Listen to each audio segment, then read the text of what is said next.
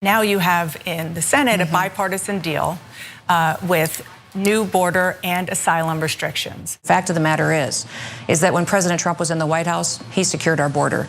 He started building a wall. He had policies in place that didn't create the chaos that we're seeing today. So you can say a lot of things and talk a lot of talk, and U.S. senators are really good at spinning a story to make themselves look good. It's very likely interview appearances like that led to Donald Trump tapping South Dakota Governor Kristi Noem as his Secretary of Homeland Security. Now, Kristi Noem was considered someone who would be a VP pick for Trump. Then she made the mistake of writing about killing her 14-month-old puppy for being a little too rambunctious, and it didn't work out for her. But she was rewarded with this Secretary of Homeland Security pick. Now, a little bit more about Kristi Noem. Not only is she the governor of South Dakota, she has also never held a job in any law enforcement agency at all. So it would make sense that she would be the head of a federal law enforcement agency like the Homeland Security Secretary. Now, 8 months ago at CPAC, Noem also decried Biden's immigration policies. Let's take a listen. 2 years ago, I was at the southern border. I was actually the first governor to deploy National Guard troops down to the southern border to protect our country. Now other states are following our lead, and they're sending their National Guard as well. And make no mistake, an invasion of our country is happening, and our border is a war zone. It is the fault of Joe Biden and his violation of federal law. When I came home, I gave a joint address to my legislative session, and that very day our state legislature passed a resolution in support of securing our border and standing with Texas. Today, many of those who are entering our country under the current policies of the Biden administration are known terrorists. They're criminals. They're human traffickers and they're drug cartel members. Countries such as Venezuela are known to be emptying out their prisons and their mental institutions, and they're sending them to America. They're happy to let our open border be the solution to their problems and their responsibilities. Now, we are a nation of laws, and our leaders should respect those laws. South Dakota is directly affected by this invasion. We are affected by cartel presence right here on our tribal reservations, by the spread of drugs and human trafficking throughout our communities, and by the drain on our resources at the local, the state, and the federal level. So it's very likely the public statements that you just heard, which led to Donald Trump choosing her to be the head of Homeland Security. But I'm curious what you think, Cenk. Yeah, there's two different parts of this story. One is why she was picked, and two is, is there anything that could be done about it? That's a little bit broader. I'll come back to that in a second. So first, I think, so why she was picked is super obvious. She was one of the first governors to endorse Donald Trump in his re-election effort in 2024. She's been deeply loyal to him, never ever disagreed with him. And as you can see there, she's using the same exact talking points as Donald Trump. Basically, if you parrot Donald Trump, he'll love you for it. And you go, oh, that sounds really great. I said that earlier, she's saying it now. So that's how she got in. In fact, I think the dog story was part of her effort to appeal to Trump because she concluded that Trump is so vicious that he would like these stories. If you remember, there's a second story that got people, took people aback, which was she said that her 2-year-old grandchild has a bunch of guns.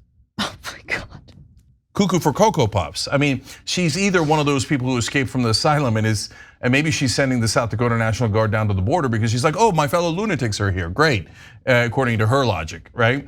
So, but that's why she had the story about killing the puppy, because she thought, oh, our base and Trump will like this, arm 2-year-olds and murder puppies. Nobody likes killing puppies. But she miscalculated. Nobody, like the most hardcore, cold-blooded neocon doesn't like puppies getting killed. Who let the dogs out and then shot them? Kristi Noem.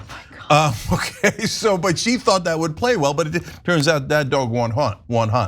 But it didn't even hunt for the Republicans. That's why she wasn't the VP. But okay, but when it comes to the border, guys, so look, is it absurd to send the South Dakota National Guard to protect our border with Mexico?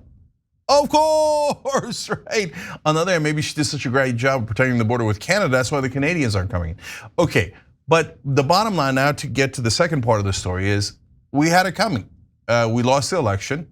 They won the election. This is not like the other appointments where he said he was anti-war and then he puts in a whole bunch of guys who are neocon war hawks. This is, he said, I'm gonna get super tough on the border and on immigration, and I got the puppy killer to get super tough on the border. That's the consequences of him winning. And there's nothing we could do about that. That's what the American people voted for. I mean, that is true. He ran on being incredibly draconian with immigration policy, and so far, in regard to his appointments, it appears that he's going to follow through on that promise.